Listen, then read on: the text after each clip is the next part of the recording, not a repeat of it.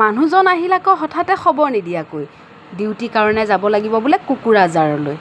মই কৈছোঁ তুমি যে আহিলা খবৰ নিদিয়াকৈ, দুপৰীয়া ভাত সাজ এতিয়া কিহে খাবা ঐ? তেওঁ কৈছে যি বনাইছা তাকে খাম, নহ'লে বহুত ভাগৰ লাগি আহিছে, মই কিন্তু গা পা ধুই একদম শুইহে যাম।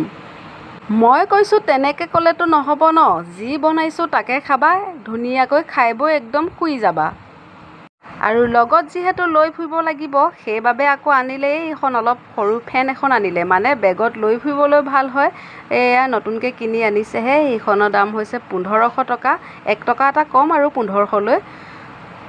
যি বনাইছোঁ তাকে খাম বুলি কৈছে যেতিয়া এয়া ইফালে কলমৌ শাক ভাজি কণী এটা বইল কৰি অলপ তেলত মানে দি দিছিলোঁ, আৰু এইফালে মাছ আছিলে, মাছ ফ্ৰাই কৰা মাছ ৰাতিয়ে তাকো অকণমান দি দিছোঁ। এইখন বাৰু মোৰহে দেই, মানুহজনে খাই আছে।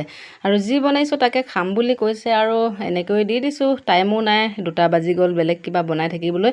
একদম ৰাতি সাঁজটো মানে ভালকৈ খাম আৰু মাংস চাংস আনি ৰাতি সাঁজটোহে ভালকৈ খাম।